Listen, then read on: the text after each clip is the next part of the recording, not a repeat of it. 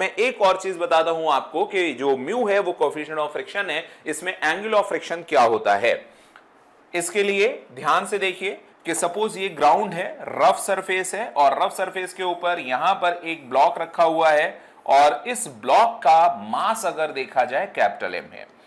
अभी आप इसमें ध्यान से देख रहे हैं, ये एक नॉर्मल रिएक्शन आएगी और इसके ऊपर एक फोर्स लग रहा है एफ अप्लाइड, ये फोर्स एफ अप्लाइड है, राइट। तो कांटेक्ट फोर्स अलग होता है, नॉर्मल कांटेक्ट अलग होता है और टेंजेंशियल कांटेक्ट अलग होता है, इस बात को याद रखेंगे। आई होप ये चीज आपने पढ़ी होगी और याद होगी आपको। अभी इसमें अगर हम एफ अप्लाइड फोर्स लगा रहे हैं तो जो फ्रिक्शन फोर्स होगा वो इसके अपोजिट डायरेक्शन में टेंजेंशियली लगेगा, इसको हम टेंजेंशियल कांटेक्ट भी कहते हैं। तो ये आपका नॉर्मल कांटेक्ट है, ये टेंजेंशियल कांटेक्ट है, इसको हम अगर देखें तो ये स्टैटिक फ्रिक्शन होगा।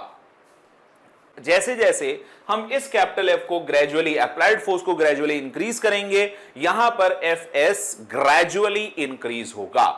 ग्रेजुअली इंक्रीज होते होते जब ये वैल्यू अपने मैक्सिमम तक पहुंचती है, यानी जब इसकी value mu S into N होती है, उस वक्त जो टोटल कांटेक्ट, ध्यान से सुनिएगा, जब स्टैटिक फोर्स अपना मैक्सिमम होता है उसको लिमिटिंग फ्रिक्शन भी कहते हैं, उस लिमिटिंग फ्रिक्शन पर जो कांटेक्ट फोर्स के बीच में और नॉर्मल के बीच में एंगल होता है, इसको बोला जाता है एंगल ऑफ फ्रिक्शन। ध्यान से देखें, अगर हम इन दोनों का रिजल्टेंट निकालें, ये भी कांटेक्ट फोर्स है, ये भी कांटेक्ट फोर्स है, इन दोनों को 90 डिग्री पे अगर ऐड करें तो ये नेट कांटेक्ट फोर्स होगा।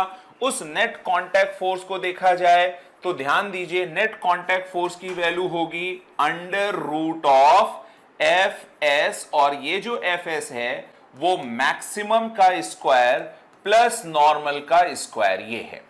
जब ये मैक्सिमम होता है, इस वक्त, इस इंस्टेंट पर इन दोनों के बीच का जो एंगल होता है उसको हम लोग फाई बोलते हैं, और ये जो फाई है इसको बोला जाता है angle of friction. This is actually the angle of friction. I hope आप इस बात को याद रखेंगे। So this is the angle of friction.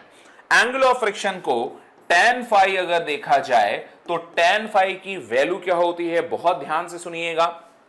यहां से tan फाई आप निकालेंगे, दिस अपॉन दिस, इस ट्रायंगल से देखेंगे, ये जो लेंथ है वो म्यू इंटू एन के इक्वल है, तो इसको हम लोग क्या बोलेंगे, mu into N divided by N. तो ये जो वैल्यू आएगी ये म्यू के इक्वल आएगी, राइट। tan फाई अगर देखा जाए तो ये म्यू के इक्वल होता है, हम स्टैटिक की बात कर रहे हैं तो ये स्टैटिक होगा, और इसको बोला जाता है कोएफिशिएंट ऑफ फ्रिक्शन, और इस फाई को बोला जाता है बच्चों एंगल ऑफ फ्रिक्शन, राइट। ये एंगल ऑफ फ्रिक्शन है।